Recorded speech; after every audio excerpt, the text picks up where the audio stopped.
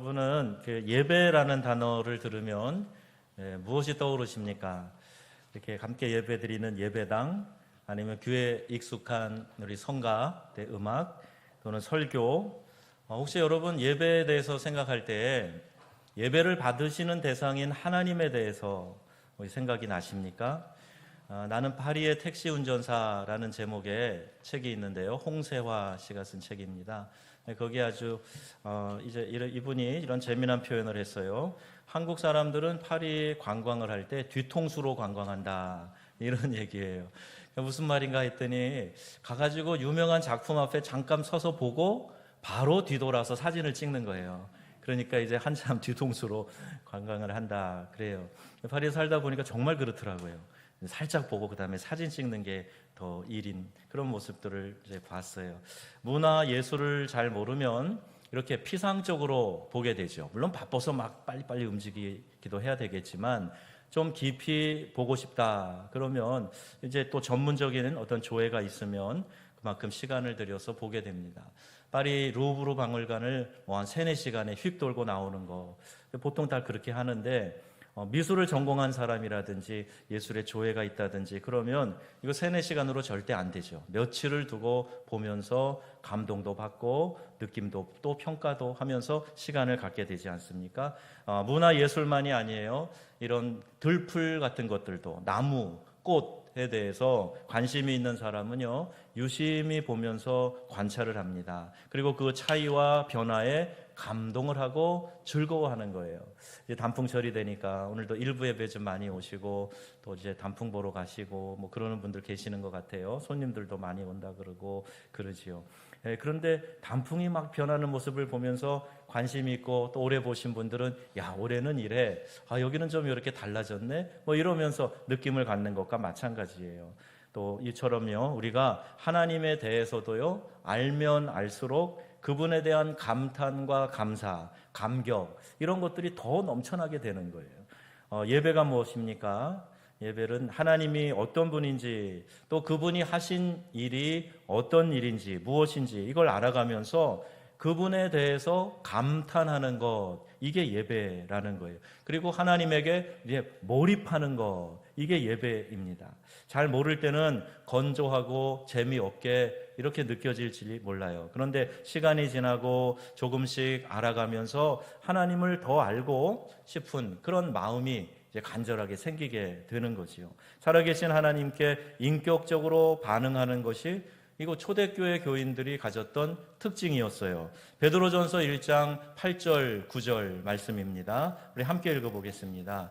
예수를 너희가 보지 못하였으나 사랑하는도다. 이제도 보지 못하나 믿고 말할 수 없는 영광스러운 즐거움으로 기뻐하니. 9절 믿음의 결국 곧 영혼의 구원을 받음이라. 아멘. 여러분, 이 말씀에는 예배라는 단어가 나오지 않습니다. 그런데 예배의 본질이 무엇인가 하는 것을 잘 설명해 주고 있는 그런 구절이에요. 이 사람들은요, 베드로처럼 직접 예수님을 본 사람들이 아닌데, 그런데 예수님을 사랑하고 있다는 거예요. 또 말할 수 없는 즐거움과 영광을 누리며 기뻐한다, 이렇게 설명하고 있어요. 이게 예배입니다. 이렇게 하나님은요, 우리가 사랑할 수 있고 의지할 수 있고 그분을 생각하면 이 영광스러운 기쁨이 마음에 가득하게 되는 것, 그런 인격적인 존재이시란 말입니다. 하나님을 알아가면서 이러한 인격적인 반응이 나오는 거예요. 우리가 제자 양육 성경 공부를 하면서 중심 되신 그리스도, 예수님에 대해서 이제 배우고 나서 바로 배우는 그 다음 과가 하나님의 속성이에요. 하나님이 어떤 분이신가를 알면 알수록 그 하나님에 대한 내 감동과 느낌이 더 깊어지고 달라진다는 겁니다. 이렇게 하나님과의 인격적인 관계에서 나오는 반응, 이것이 예배라는 거예요. 공동체가 함께 드리는 예배는 바로 이 반응을 형식에 갖추어서 함께 표현하는 겁니다. 내 개인이 하나님께도 예배할 수 있지만 공동체가 함께 모여가지고 그러다 보니까 우리가 질서를 정해야 되겠죠. 순서도 정하고 예전에 맞게 순서도 잡고, 그래서 함께 예배하는 것, 이게 공동체의 예배, 오늘 우리가 드리고 있는 이 예배라는 겁니다. 그러므로 살아있는 예배는요, 하나님을 사모하는 것에서부터 시작이 되는 거예요. 사모하니까 하나님을 더 알고 싶은 것이지요. 여러분, 누구를 좋아하면 그 사람에 대해서 관심이 많잖아요. 뭐 하는 사람이래? 그럼 자꾸 물어보고 싶잖아요.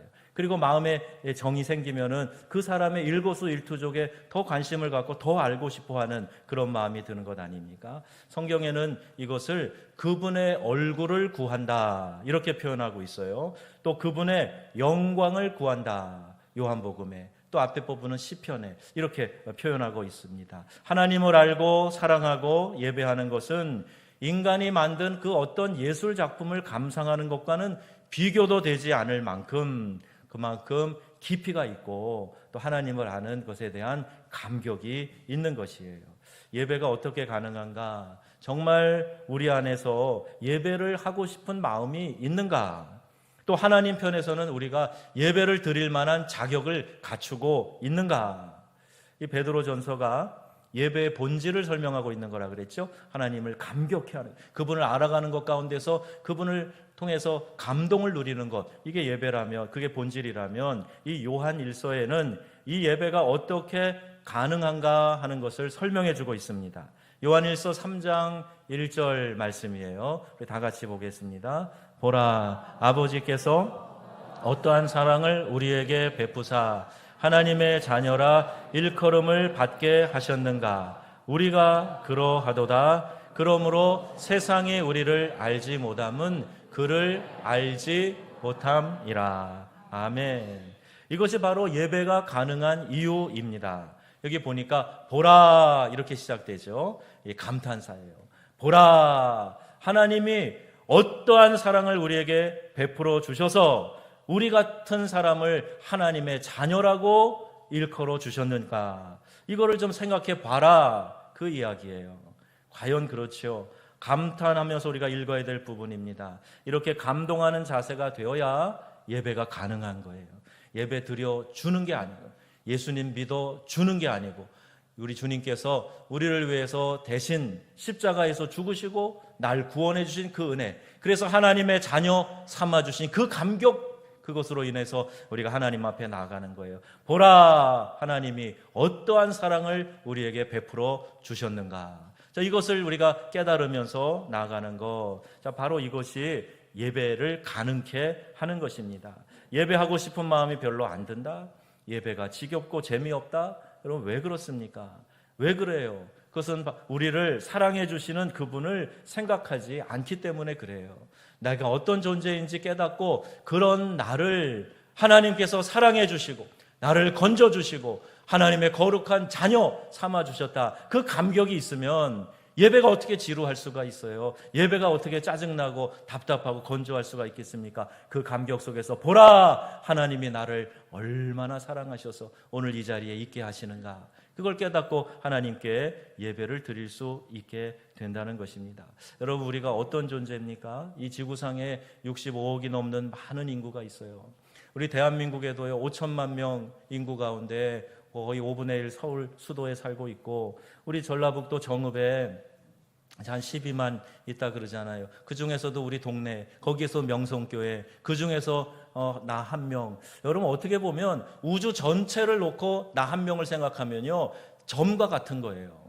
그 점과 같은 나를 하나님이 사랑하셔서 나를 위해서 예수 그리스도 독생자 외아들을 희생시키시면서까지 날 구원해 주셨고, 그것으로 인해서 우리를 귀하다라고 말씀해 주고 계시는 거예요.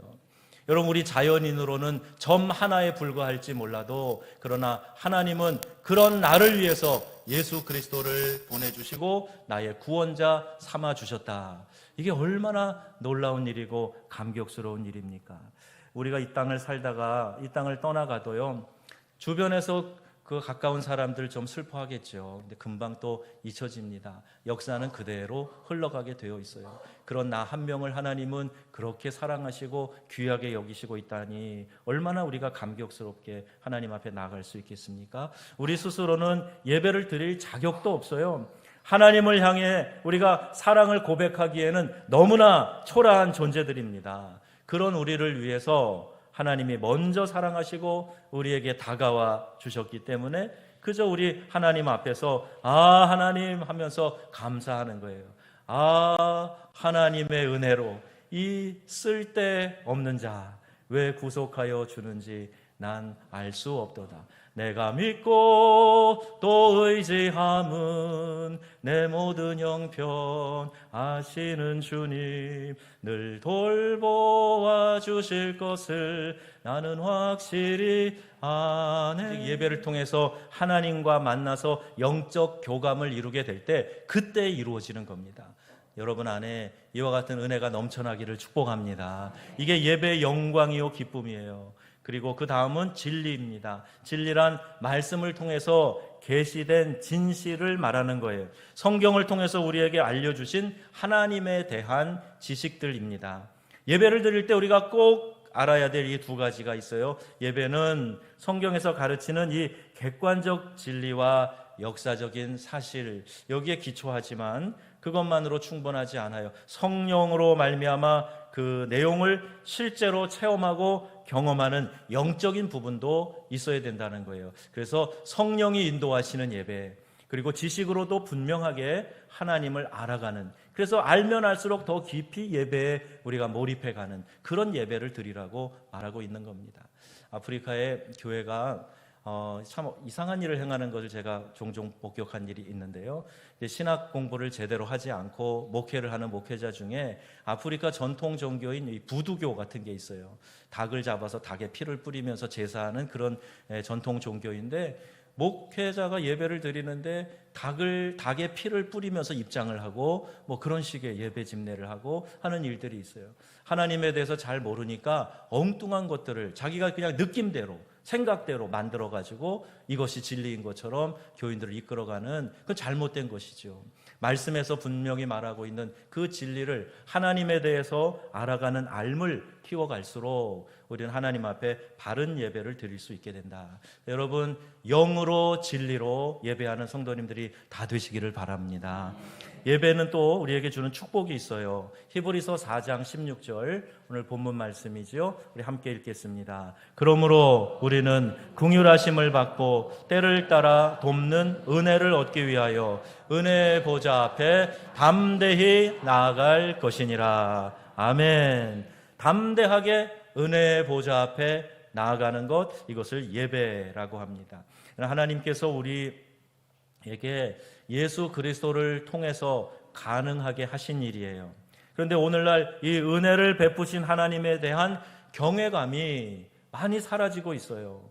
예배를 하나님께 올려드리는 거룩한 제사로, 하나님을 경외하는 마음으로 하나님께 나와서 그분의 영광을 올려드리고 그 영광을 위해 드리는 그런 예배가 아니라 나의 만족을 위해서 예배를 드린단 말이에요.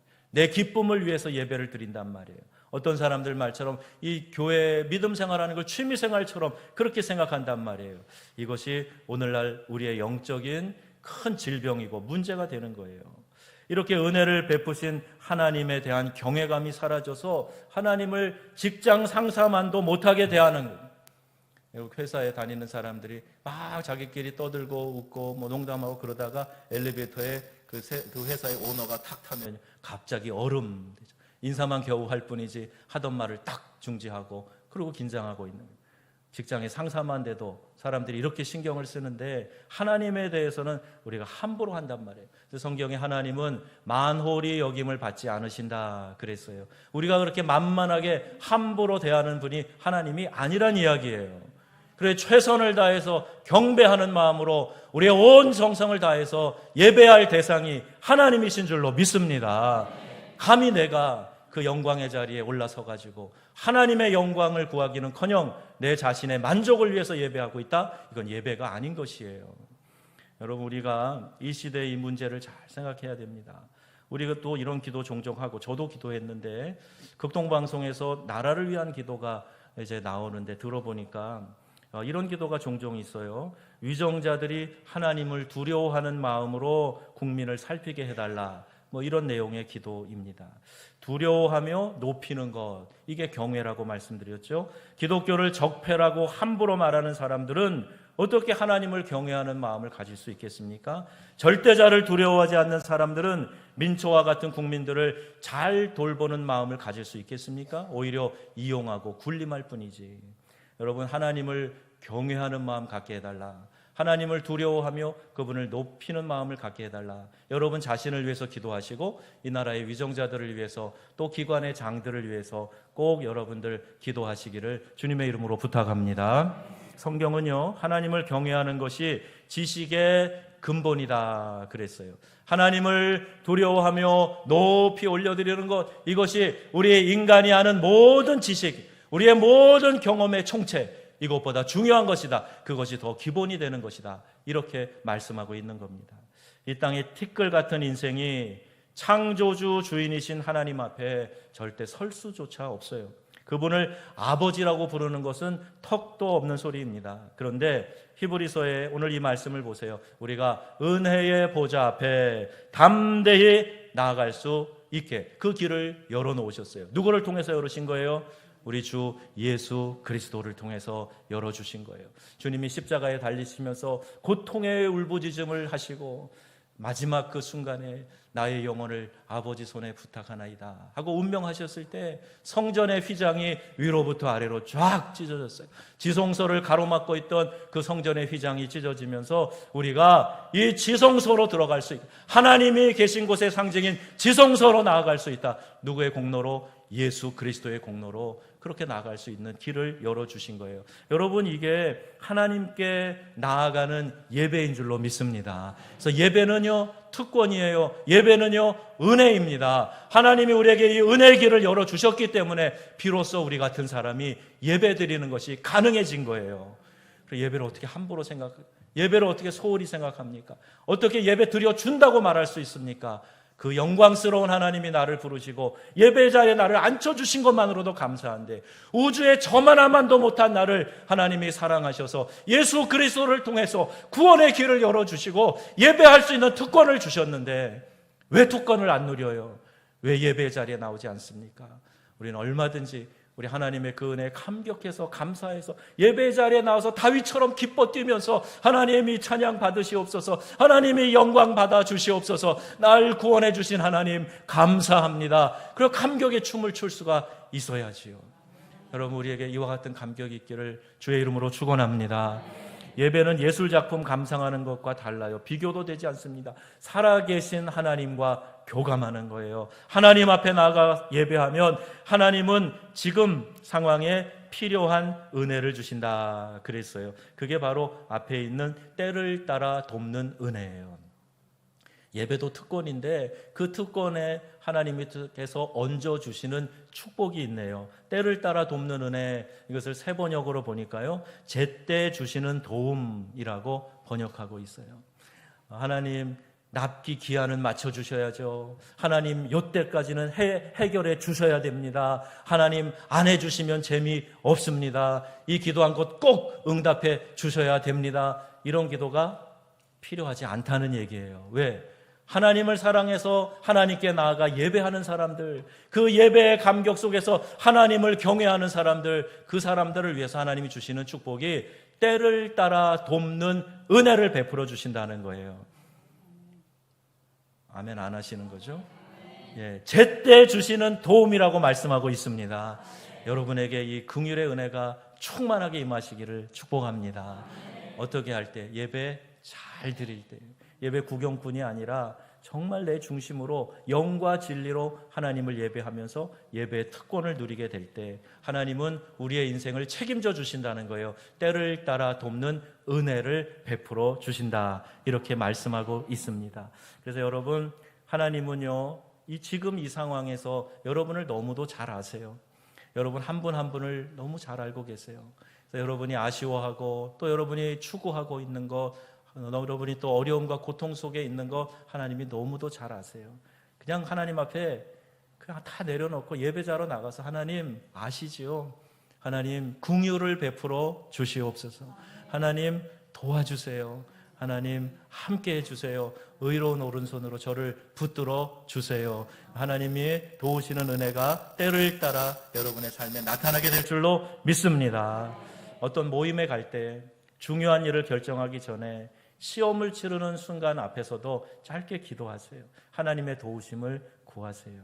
저도 주일학교 때부터 교회 다닌 사람입니다. 그래서 그런지 우리 청소년 시절에도 중요한 시험을 학력고사 이런 거 볼 때도 중간고사, 기말고사 볼 때도 하나님 이 시험을 잘 준비했습니다. 마지막 이 순간에 잘 쏟아부어서 좋은 결과 있게 해 주세요. 그리고 어떤 땐 가끔은 하나님 몰라서 찍는 것도 맞게 해 주세요. 이런 기도도 가끔은 하는데요. 좋은 기도는 아니지만 하나님은 우리를 아시기 때문에 그때그때 은혜 베풀어 주시는 줄로 믿습니다. 오늘 한국교회에 정말로 시급히 회복돼야 될 것이 있다면 예배 회복입니다. 그리스도인의 삶에서 회복돼야 될 것이 바로 예배입니다. 하나님을 경외하는 마음이 사라지고 내가 주인 되어서 살아가는 삶은 참된 예배자가 될 수 없어요. 예배 구경꾼 되지 마세요. 예배를 여러분 영과 진리로 예배하세요. 그리고 우리 교회 공동체 예배하는 기회마다 놓치지 마시고 그 기회에 여러분이 다 예배를 잘 지키세요. 이제 우리 특별히 이런 예배, 영성 집회, 특별 새벽 기도회, 그러면 교회가 정말 힘써서 특별히 한번 해보자는 거 아니에요? 그럴 때 여러분들이 작정하고 함께 힘을 모으고 은혜의 자리에 나아가고 그러면 여러분들에게 예비된 하나님의 은혜가 넘쳐나게 될 줄로 믿습니다. 예배가 살아있지 않은 그리스도인은 그 영혼이 파리하게 시들어갑니다. 마치 에스겔 골짜기에 흩어진 마른 뼈처럼 그렇게 말라버리고 말 거예요. 다시 한번 성령의 생기로 우리 영혼이 살아나게 되려면 예배가 회복돼야 되는 거예요. 하나님의 영이 이곳에 운행하시고 내 심령 가운데서 운행하시고 하나님의 영이 우리에게 생기가 되어서 들어오시게 될 때 메마른 내 영혼이 살아나게 될 줄로 믿습니다. 예배 아니면 방법이 없어요. 예배 아니면 안 돼요. 어떻게 위로받고 어떻게 타협하고 협상하고 절대로 안 됩니다. 예배가 우리의 영혼을 회복해 해주는 줄로 믿습니다. 그리스도 안에서 살아난 자들에게 주어지는 가장 중요한 특권인 예배. 이 예배가 회복되어서 은혜 넘치는 삶을 살아가시는 저와 여러분들 다 되시기를 우리 주 예수님의 이름으로 축원합니다. 아멘. 기도하겠습니다. 하나님, 이 말씀이 우리의 심령에 살아 움직이게 해 주시옵시고 사랑으로 하나님께 드리는 예배, 그 예배의 자리에 꼭 서서 영과 진리로 예배하는 삶을 살게 하여 주옵소서. 공동체 예배를 소중히 여기며 또 내가 있는 그 자리에서 하나님을 예배하는 일을 소홀히 하지 않게 하여 주옵소서. 우리 같이 한음성으로 통성으로 기도하겠습니다. 하나님 아버지, 주님 앞에서 우리의 예배가 회복되기를 원합니다. 사랑으로 드리는 예배가 되게 하여 주옵시고 예배를 통해서 우리의 메마른 영혼이 살아나게 하여 주옵소서.